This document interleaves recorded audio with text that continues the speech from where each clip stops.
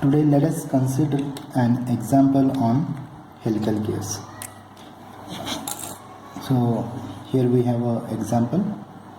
A pair of carefully cut, which is given as class 2 helical gears for a turbine, has a transmission ratio of 10:1. The teeth are 20 degrees stuck involute in the normal plane. Pinion has 25 teeth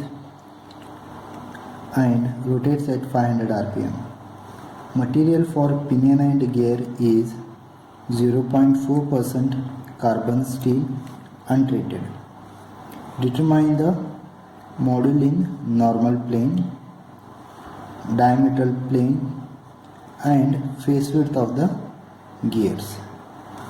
Suggest suitable hardness. Modulus of elasticity may be taken as 210 gigapascal. Helix angle 30 degree. Power transmitted is 90 kilowatt. So this is the given question. Here we need to identify the module in normal plane, diametral plane, face width of the gears. That is nothing but the dimensions of the gear, and also we need to suggest suitable hardness of the gear. So first we'll look into the given data. Given is that transmission ratio is given as 10:1, that is I is equal to 10. Speed of the pinion as 5000 rpm. Involute stuck teeth are given, so alpha n is 20 degree stub, and here we have a number of teeth on the pinion as 25. So here it is given. Young's modulus of the material, that is both for pinion and gear, is 210 gigapascal, which can be written as 210 into 10⁻³ Newton per mm square. Helix angle beta is given as 30 degree. Power transmitted is 90 kilowatt. Material for pinion and gear, they have given in the question as 0.4% carbon steel untreated. So this material we can find in the table number 12.22 in the K. Mahadevan and Balvi Reddy data handbook only. This problem is with reference to that data handbook only, that is K. Mahadevan and Balvi Reddy. So in that data handbook we have table number 22.22 where we can find this 4% carbon steel untreated. Table number 12.22. From that we have allowable stress as 70 mega Newton per meter square, so that can be written as 70 Newton per mm square. Next, from equation number 12.22a, this is the equation number. We have formative number of teeth Zv is equal to Z divided by cos cube beta. So here we need to find the formative number of teeth for pinion and gear. So that is given by Zv1 is equal to Z. Now here it is Z1, that is number of teeth on the pinion is 25. Here we have 25 divided by cos cube beta. Beta is the helix angle. So here we get formative number of teeth on the pinion as 38.49. Similarly, formative number of teeth on gear Zv2 is equal to Z2 divided by cos cube beta.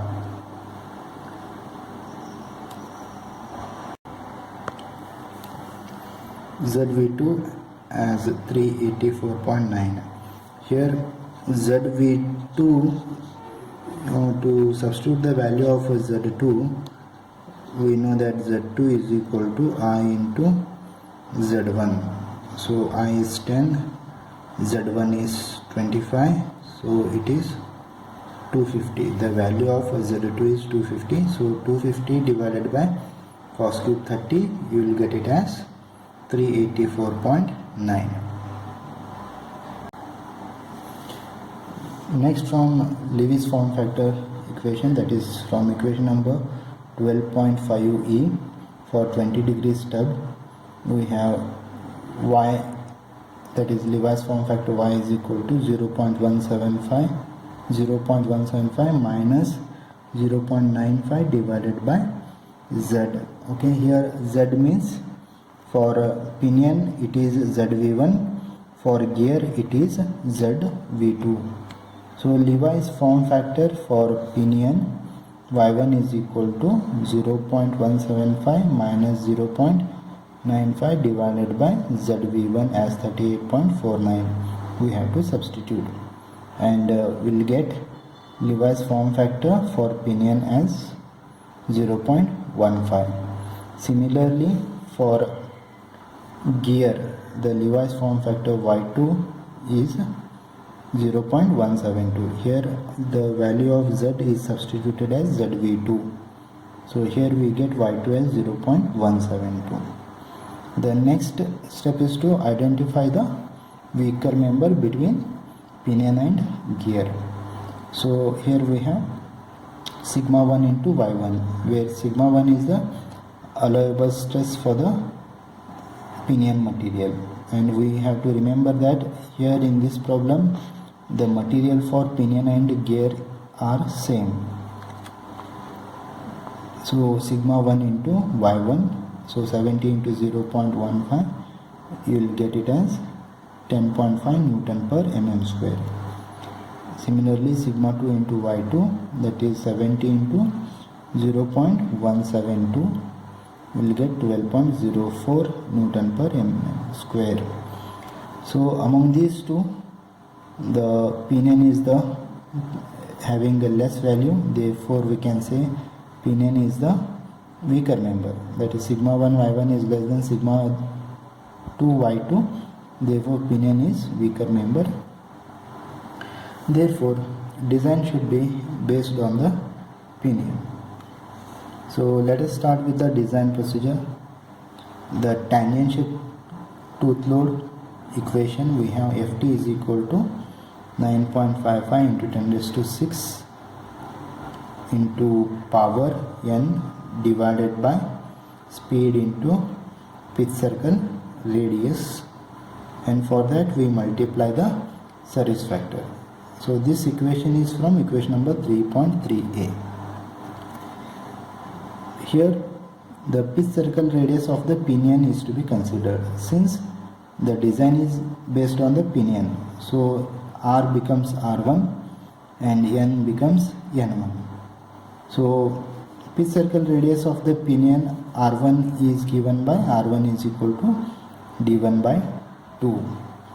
And what is D1, how it can be calculated? It is given in the equation number 12.19c, that D1 is equal to Mn into Z divided by cos beta. So Mn is the normal module.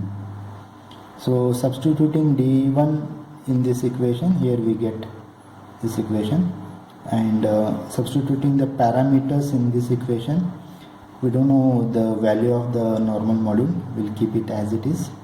Z1 is 25 divided by 2 cos beta as 30. So here we have pitch circle radius as R1 is equal to 14.4338 into Mn is the normal module. From table number 12.8, for a turbine, it is given in the problem that it is a turbine shaft. Considering steady load and assuming that it is working is 24 hours per day, we can take service factor as 1.25. So substituting these parameters in the equation of tangential tooth load, here we have 9.55 into 10 raised to 6. Power is given as 90 kilowatt, we'll substitute as it is 90 kilowatt into service factor as 1.25 divided by speed of the pinion as 5000 into pitch circle radius as 14.4338 mn. So we get tangential tooth load as 14,886.93 divided by normal module as it is. Let us call this as equation number 1. Moving to the next step, Levi's equation for tangential tooth load for helical gears. We have equation number 12.24a. So this you can find in the data handbook. Ft is equal to sigma d into Cv into b into y normal module divided by Cw. Here sigma d is the design stress or allowable stress that we have already got from the data handbook as 70 Newton per mm square. And from table number 12.21, okay, let us assume it has a scant lubrication but frequent inspection. From table number 2.21 we have assumed this, and according to that the value of Cv is 1.25. From equation number 12.23f, the value of the face width for a helical gear is 12.5 mn to 20 mn. So we can select any value between this. Here I am selecting the face width as 15 mn. So substituting these parameters in the above equation, sigma d as 70, Cv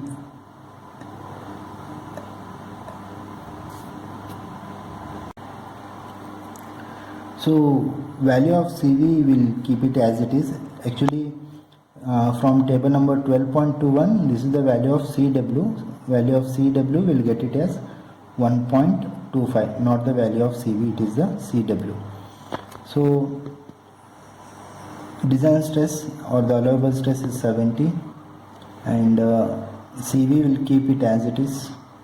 The value of face width as 15 mn, and the value of y is, we know that it is pi into y1, and mn is kept as it is, and Cw is 1.25. After substituting these values, we get tangential tooth load for Levi's equation as 395.84 mn square into Cv, and here you have to substitute the value of y1 in the equation. The value of y1 is 0.15. So after substituting all the parameters, we get tangential tooth load 395.84 mn square into Cv. Let us call this as equation number 2. So equating two tangential tooth load values from equation number 1 and 2, we have, that is, this is from equation number 2, equation number 1, Ft as 14,886.93 divided by mn equal to, from equation number 2 we have 395.84 mn square into Cv. So resolving this, we get mn cube into Cv is equal to 37.61. Next, to find the value of Cv, we have pitch line velocity of the pinion, that is, we need to consider whichever is weaker member. So in this problem, pinion is the weaker member, therefore considering pitch line velocity of the pinion, we have Vm is equal to pi d1 n1 divided by 60,000. This is known to us, and here substituting value of d1 as mn into z divided by cos beta. This we have already used in the previous equation. So pi into mn z into n1 divided by 60,000 into cos beta, pi into mn, we don't know value of the mn, we'll keep it as it is, into Z1 value is 25, speed of the pinion is 5000 divided by 60,000 into cos beta, helix angle is 30 degree. Substituting these parameters, we get Vm as 7.5575 into Mn meter per second.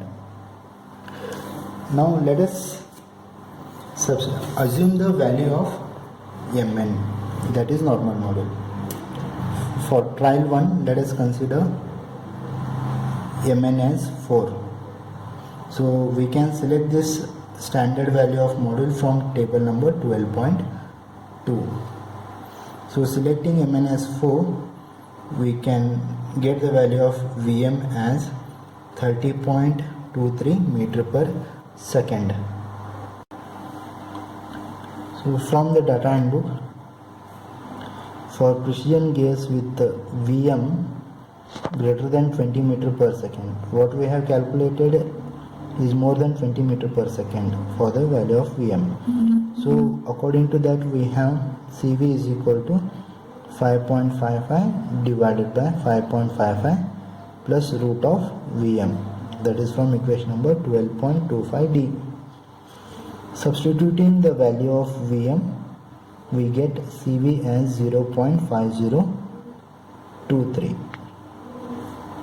From the equation number 3, that is Mn cube into Cv.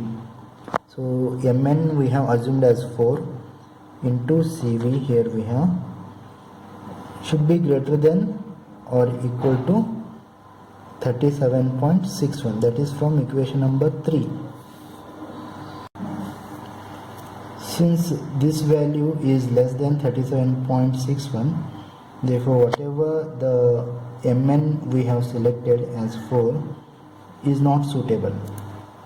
So let us take a second trial, selecting Mn as 5, and we calculate Vm as 37.78 meter per second, that is